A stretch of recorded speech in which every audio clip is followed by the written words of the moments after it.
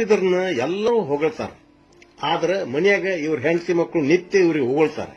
ಯಾಕಂದ್ರೆ ಈ ಕಲಾವಿದ ಯಾರೇನ್ ಕೊಡ್ಲಿ ಬಿಡ್ಲಿ ತನ್ನಲ್ಲಿರುವ ಕಲೆಯಿಂದ ತಾನಾದರೂ ಸಂತೋಷ ಪಡ್ತಾನೆ. ಪಾಪ ಹೆಂಡತಿ ಮಕ್ಕಳು ಮಾಡಿ ತಪ್ಪೇನು? ಕೈಲಾಗದವನಲ್ಲ ಕಲಾವಿದ, ಕಲೆಯೇ ಇವನ ಆಯುಧ. ಅದರಿಂದ ದುಡಿದದ್ದು ಸಾಕಷ್ಟು, ಪಡೆದದ್ದು ಎಳ್ಳಷ್ಟು. ಇದಂತ ಎಡವಟ್ಟು. ಇರುವವರಿಗೆ ಚಂದ ಗಟ್ಟಿ ಮುಟ್ಟು, ಮುಪ್ಪಿನಲ್ಲಿ ಇವರ ಹೊಟ್ಟಿಗೆ ಕೊಡುವರಾರು ಹಿಟ್ಟು. ಶಿವಶಿವ ಕುಡದರಾಳ ಶ್ರೀ ವೀರ ಬಸವೇಶ್ವರ. ಯಾರೋ ಒಬ್ರು ಕಲಾವಿದರು ಆರ್ಥಿಕವಾಗಿ ಸದೃಢವಾಗಿ ಇರಬಹುದು, ಆದರೆ ಬಹಳ ಜನ ಕಲಾವಿದರ ಜೀವನ ನರಕ ಸದೃಶ. ಕಲಾವಿದರು ಶಾಪಗ್ರಸ್ತ ಗಂಧರ್ವರಂತಾರ, ಸುಳ್ಳಲ್ಲ. ಭೂಲೋಕಕ್ಕೆ ಬರ್ತಾರ, ತಮ್ಮ ಕಣ್ಣೀರು ಕುಡಿದು ತಮ್ಮ ದಾಹ ತೀರಿಸಿಕೊಳ್ತಾರ. ಲತಾ ವನಿತಾ ಪಂಡಿತ ಪರರ ಆಶ್ರಯದಲ್ಲಿ ಬೆಳೆತಕ್ಕಂಥವು. ಹೆಣ್ಣಿಗೆ ಗಂಡಿನ ಆಶ್ರಯ, ಬಳ್ಳಿಗೆ ಗಿಡದ ಆಶ್ರಯ, ಪಂಡಿತರಿಗೆ ರಾಜಾಶ್ರಯ ಬೇಕೇ ಬೇಕು.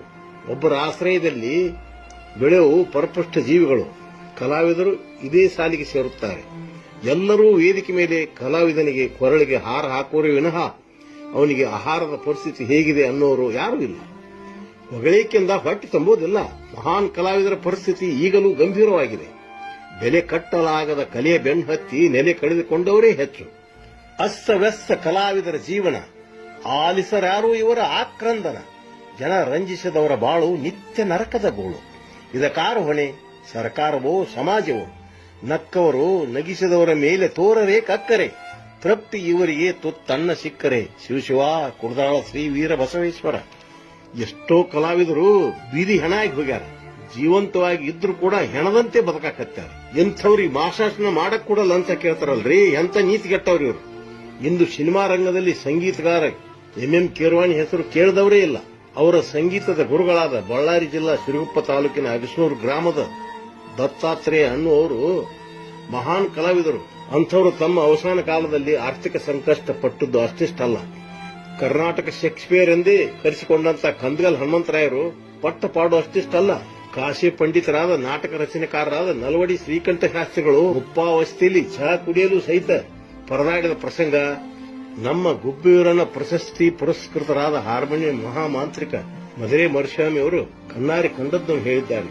ಇವರು ಕೂಡ ಈ ಪರಿಸ್ಥಿತಿಗೆ ಹೊರತಾಗಿಲ್ಲ. ಇವರಿಗೆ ಕಲೆಯ ಬಗ್ಗೆ ಜಿಗುಪ್ಸೆ ಬಂದು ಬಿಟ್ಟಿದೆ. ಯಾರಾದರೂ ಕಲಾವಿದರಾಗುತ್ತೇವೆ ಎಂದರೆ ಅವರ ಮೇಲೆ ಕೆಂಡ ಕಾರುತ್ತಾರೆ. ಇದೇ ಕಾರಣದಿಂದ ತಮ್ಮ ಹಾರ್ಮೋನಿಯಂ ಕಲೆಯನ್ನು ಯಾರಿಗೂ ಕಲಿಸಲಿಲ್ಲ. ಹೇಳುತ್ತಾ ಹೋದರೆ ಇಂಥವರ ಸಂಖ್ಯೆ ಹೆಚ್ಚಾಗುತ್ತಲೇ ಹೋಗುತ್ತದೆ. ಕಲಾವಿದನಿಗೆ ಎಲ್ಲೆಡೆಯೂ ಸನ್ಮಾನ, ಮುಪ್ಪಿನಲ್ಲಿ ಒಪ್ಪತ್ತು ಊಟ ಸಿಗುವುದೇ ಅನುಮಾನ. ಬೇಕೇ ಬೇಕಿವರಿಗೆ ಮಾಸಾಸನ, ಅದನ್ನು ಪಡೆಯುವುದೇ ದೊಡ್ಡ ರಾಮಾಯಣ. ಕೈ ಚಾಚಿದಲ್ಲೆಲ್ಲ ಕೊಡಲೇಬೇಕು ಹಣ, ಅದಾಗದಿದ್ದರೆ ಇವನೊಂದು ಬೀದಿ ಹೆಣ. ಶಿವಶಿವ ಕುಡದಾಳ ಶ್ರೀ ವೀರ ಬಸವೇಶ್ವರ. ರಂಗ ಜಗದ್ಗುರು ಎಲಿವಾಳ ಶ್ರೀ ಸಿದ್ದಯ್ಯ ಸ್ವಾಮಿಗಳವರ ಹೆಸರನ್ನು ಕೇಳದವರು ಯಾರೂ ಇಲ್ಲ. ಮುಪ್ಪಾವಸ್ಥೆಯಲ್ಲಿ ಇವರಿಗೆ ಸ್ವಂತ ಮನೆ ಇರಲಿಲ್ಲ ಅನ್ನೋದು ವಿಷಾದದ ಸಂಗತಿ.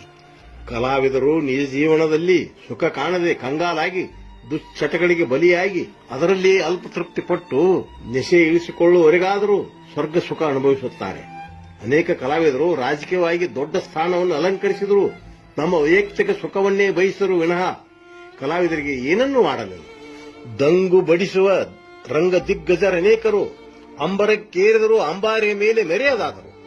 ಅಂಗನೇರ ಹಿಂದೆ ಅಲಿದಾಡ ಹತ್ತಿದರು, ಸಿಂಗಾರಕ್ಕೆಂದು ಕುಡಿಯತೊಡಗಿದರು, ಬಂಗಾರದ ಬಾಳಿಗೆ ಬೆಂಕಿ ಇಟ್ಟುಕೊಂಡರು.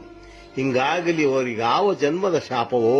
ಶಿವಶಿವ ಕುಡದಾಳ ಶ್ರೀ ವೀರ ಬಸವೇಶ್ವರ. ಇವರ ಪರಿಸ್ಥಿತಿಯೇ ಹೀಗಿರುವಾಗ ಹೆಂಡತಿ ಮಕ್ಕಳ ಪಾಲನೆ ಪೋಷಣೆ ಜವಾಬ್ದಾರಿ ಯಾರು ಹೊರಬೇಕು? ಇಲ್ಲಿ ಒಂದು ವಿಷಯನ್ನು ಹೇಳಲೇಬೇಕು. ಗೌಡ್ರ ಗದ್ಲ ನಾಟಕ ನೋಡದವರೇ ಇಲ್ಲ, ಆಡದ ಊರೇ ಇಲ್ಲ.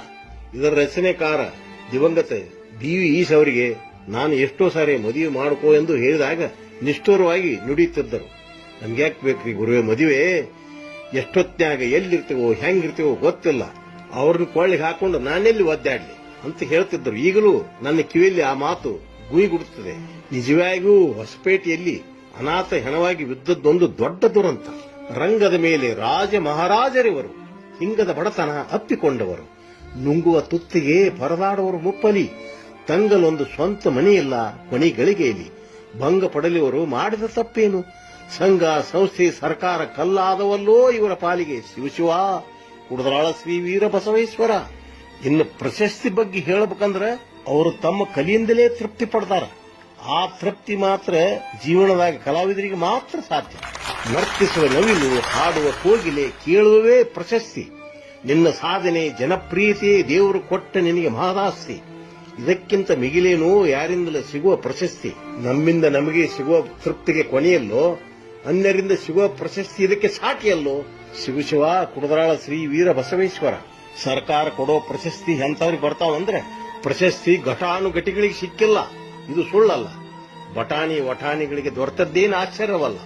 ಸಾಧನೆ ಮಾಡಿ ಹಸಿದವರಿಗೆಲ್ಲ, ಬಾಲು ಬಡಕರಿಗೆ ಮೀಸಲೆಲ್ಲ. ಆಸೆಯಿಂದ ತಿರುತುರಿಗೆ ಆದರೆ ಸುಸ್ತಿ, ಮಾಡೋರಿಲ್ಲೋ ದುರಸ್ತಿ, ಯಾರಿಗೂ ಬರದಿರಲಿ ಇಂಥ ಅವಸ್ಥೆ. ಶಿವ ಕುಡದಾಳ ಶ್ರೀ ವೀರ ಬಸವೇಶ್ವರ. ಇನ್ನ ಕೇಳ್ರಿಲ್ಲೇ, ರಾಜ್ಯ ಪ್ರಶಸ್ತಿ, ರಾಷ್ಟ್ರ ಪ್ರಶಸ್ತಿ, ವಿಧ ವಿಧ ಪ್ರಶಸ್ತಿ. ಅದು ಪಡೆಯಲು ಹಿಡಿಯಲೇಬೇಕು ಕುಸ್ತಿ. ಕೊಡೋರ ಮನೆ ಮುಂದೆ ಮಾಡಬೇಕು ವಸ್ತಿ. ಕೈ ಚಾಚಿ ಕೇಳುವವರಿಗಿಂತ ಕಸಿದುಕೊಳ್ಳುವವರ ಪಾಲು ಈ ಪ್ರಶಸ್ತಿ. ಆಸೆಯಿಂದ ತಿರುತಿರುಗಿ ನೀನಾಗಬೇಡ, ದಂತ ಕಳೆದುಕೊಂಡ ಹಸ್ತಿ. ಶಿವ ಕುಡದಾಳ ಶ್ರೀ ವೀರ ಬಸವೇಶ್ವರ. ಕಲೆಯನ್ನು ಕಾಪಾಡಿ ಬೆಳೆಸದಿದ್ದರೆ ಮುಂದಿನ ದಿನಗಳಲ್ಲಿ ಉಪ್ಪಿಲ್ಲದ ಊಟವೇ ಗತಿ. ಕೇಳ್ರಿ ಈ ವಚನ. ಕಲೆಗೆ ಬೆಲೆ ಕೊಡದ ಸಮಾಜ ಕಳಸವಿಲ್ಲದ ತೇರಂತೆ, ಉಪ್ಪಿಲ್ಲದ ಅಡಿಗೆಯಂತೆ, ತುಪ್ಪವಿಲ್ಲದ ಊಟದಂತೆ, ತಪ್ಪವಿಲ್ಲದೆ ನದಿ ದಾಟಿದಂತೆ, ಸಪ್ಪೆಯಾದ ಜೀವನ ನರಕದಂತೆ, ತಪ್ಪು ಮಾಡದೆ ಶಿಕ್ಷೆ ಅನುಭವಿಸುವವರೇ ಕಲಾವಿದರಂತೆ. ಕಲೆಯನ್ನು ಕಡೆಗಣಿಸಿದ ಸರ್ಕಾರ ಇದ್ದರೇನು, ಸುಡಗಾಡಿ ಎದ್ದರೇನು. ಶಿವ ಕುಡದರಾಳ ಶ್ರೀ ವೀರ ಬಸವೇಶ್ವರ. ಗೊತ್ತಿರಲಿ, ಪರಶಿವನೇ ನಾಟ್ಯವಾಡಿ ನಟರಾಜನೆನಿಸಿಕೊಂಡ. ನಮ್ಮ ಮನರಂಜನೆಗಾಗಿ ದೇವರು ನವಿಲು ಕೋಗಿಲೆಗಳನ್ನು ಸೃಷ್ಟಿಸಿದ. ಕಲಾವಿದರನ್ನು ಕಾಪಾಡುವ ಕರ್ತವ್ಯ ನಮ್ಮೆಲ್ಲರ